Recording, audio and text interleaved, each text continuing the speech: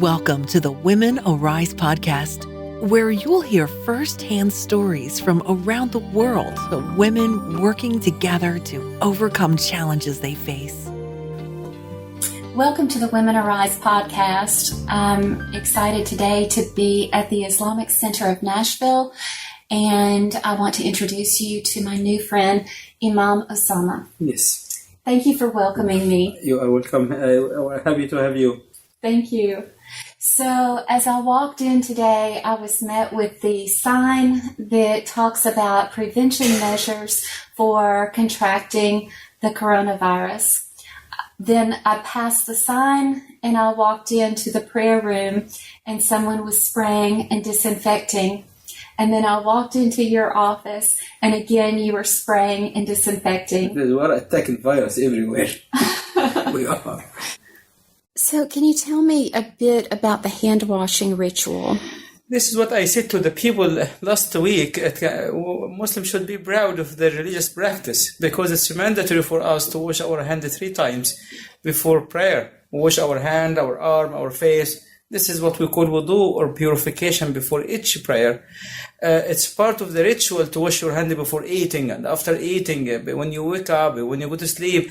All of this is part of the religion. So Prophet Muhammad went as far as saying, tahur, being clean, is half of the faith. Half of the faith. So it's preferred for people to take a shower and have a new clothes before coming to the congregation prayer.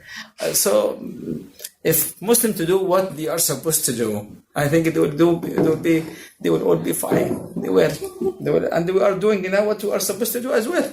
We spray everywhere, I guess. So tell me more about how this virus is impacting worship at this holy place. Well, Muslims normally pray 5 times a day. We prefer for people to pray within congregation. Mm-hmm. We believe that they will have more reward because prayer for us is not only a communication between an individual and the divine creator. Rather, prayer is sometimes a community effort. Mm-hmm. So we have the time for prayers and we see it to be an opportunity for people to see each other. We've been taught to see each other as brothers and sisters. So with this corona, we cancel all of the educational program. We shift rather all of them to be online. We always encourage people to come to the Friday prayer like today. We did not do this. Actually, we did the opposite. We sent an email yesterday asking anyone above the age of 60 not to come. Asking females not to come, especially pregnant women not to come, anyone with a chronic disease not to come. And I said it's forbidden for anyone with any fever or any flu symptoms to come, not only to the Islamic Center, but to be around any people.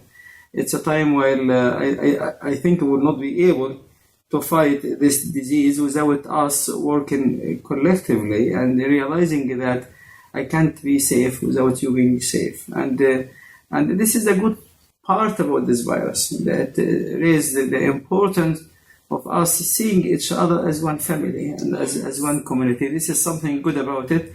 Also something good that it helps us to realize what we have. Having a simple interaction is a gift from God, and we don't often see it this way. I think with this virus, it can raise the awareness that we really having a normal life, opening a door without worry about someone touching this before, or shake hand and greeting someone, welcoming anyone. Used to be normal activity we look forward to, but now we discourage people. We said no one has any touch, and actually when we pray, we stand as one line, and we should have our shoulder next to each other's. Today, I said to them, you can relax and you can leave a gap between you and the person next to you. Mm. We ask everyone when we pray, we stand and we go down.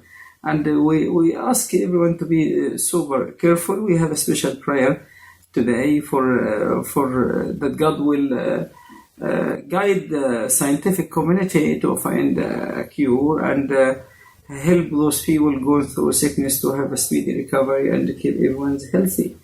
So it's a big impact because normal meeting being cancelled, and very simple and normal activity we used to be very excited about. We don't have it anymore. And it's a challenge, but I guess we'll go through it. Mm-hmm. So how do you care for parishioners, for congregants who are not able to gather in one place? We said we will have alternative, one of which is to communicate online and to do as many as we need. We still can visit people, keeping in mind the necessary precaution has to be put in place. It's a hard time, but I hope we can go through it. And the Islamic Center is going with the standard of CDC. If the CDC to cancel gathering, will cancel. If they ask us to bring a number down, we'll bring a number down. We'll do that. Mm. So for those of you who are listening or watching and who don't know what the CDC is, that is the Center for Disease Control. And so what I see there is that you are really blending the care for people from a faith-based perspective with the scientific. It is, because it's this is what I told the people today, and we seen the details email about this yesterday. We see this to be an act of worship, because God said, وَمَنْ أَحْيَاهَا فَكَأَنَّمَا أَحْيَا النَّاسَ جَمِيعًا. If anyone to keep anyone's life, God will reward him or her as if he or she kept the entire human life. So, this is why it's an act of worship in our opinion, and the keeping a human life really takes priority in our religion, and we have the obvious ruling preventing harm takes priority over bringing benefit. All of this is within the jurisprudence perspective, is a tool within the religion, and also we have the capability actually for a smaller group people to pray within congregation. They don't have to come to the Islamic Center. We are sending them information about all of that. Wonderful. I think living in the age of technology, we have many new ways of keeping people together, even while we're physically apart. Not only that, we have ruling within the religion. While you don't have, the imam doesn't have to be there. We can give people the way for each family to pray together, and they can pray within congregation. Maybe if they live close and they know that everyone is safe, they can pray within a smaller number without being having an imam. This is one of the difference between Islam as a religion and some of other faiths. While in Islam, very much the position of clergy does not really exist. Mm-hmm. We don't have in our religion anyone between us and God. So the imam of the Islamic Center is not a father like the father was in the Catholic Church. He is more of a scholar. Someone can answer questions, guide them through certain rituals, but they can't do anything really in their own. What holy scriptures do you draw upon during a time of illness such as this? Normal prayer. We have certain verses from the Quran where different prophets had certain recitation. The cool part about it is seeking forgiveness and asking God. We hope this is not a punishment for anyone. We are not in the position. We are not in the opinion of saying. I heard some saying that God is punishing us. I feel like it might be a challenge we are facing to recognize certain quality. So I hope this is not a punishment for anyone, and I caution against anyone speaking in God's behalf. Mm-hmm. And we ask God to make it easy for us to have a clean heart, to be worthy of His blessing, many blessings, and hopefully we'll go through this, and the good day will be ahead. Yes. Thank you. Well, I think when you look at the greater Nashville community, have you seen people coming together of different faith traditions? We've been fortunate. We have a very close relationship with. Yesterday, I spoke with leaders from the Jewish community. I spoke with some leaders from the Christian community. We deal with each other as a member of the same family, and we've been fortunate to have this for many years, not only today. I mean, The one person taught me how to file tax as clergy was a pastor from one of the churches. So we really have been fortunate to have a wonderful relationship with the people around us. I have the firm belief that all of us came from the same, all of us are a member of the same family. All of us came from Adam and Eve. We can agree and disagree, but we should always have care, love, and respect toward each other. Yes. Yes. What are some of the scriptures and insight that you can offer about us drawing closer together even while we're physically apart? God said in the Quran, we are brothers. God created us from one soul for us to know each other. God said this. And Prophet Muhammad mentioned that if someone is sick and they provide help and you choose to go visit God, he said God will be there and God will see you. And helping someone to be alive or to find a solution is an access for a special reward in our religion. Actually, Prophet Muhammad mentioned that you cannot be a true believer without loving for people around you what you love for yourself.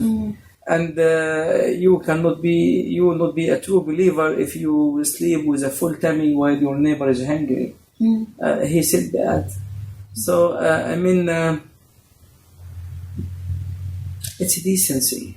It is decency. The struggle is not really finding a religious text. It's very easy for anyone within any religion to find a good text within his or her own scriptures. But us implementing this and us seeing the importance of working together, this is a challenge. Unfortunately, scriptures exist with hold many beautiful texts, but how many of us really choose to take those texts seriously? So are there specific religious practices other than those that you've described that have to change? People will pray home. I hope this will not continue until April, because the months of Ramadan will come and they will have food every night here and the other facility, and they will have long prayer. It will be all cancelled. It will be very tough. I really hope we'll be able to figure something out. There are so many different ways that we're helping our communities. I know that for myself, I'm having to look at my local church and how we're changing practices in greeting one another, rather than doing this, we do this, or we do this. And so you mentioned that to me as well when I first walked in, that it's taken away some of that human touch. It does, and what make it, and I have to say I'm really saddened because coronavirus came to our state in a very challenging time. While we should be trying to put most of the effort toward the tornado victim, those people are continue to suffer, and people are so worried, and rightly so. I hope it will pass fast. I really do. Yes. Well, in this we pray together. Yes, we do.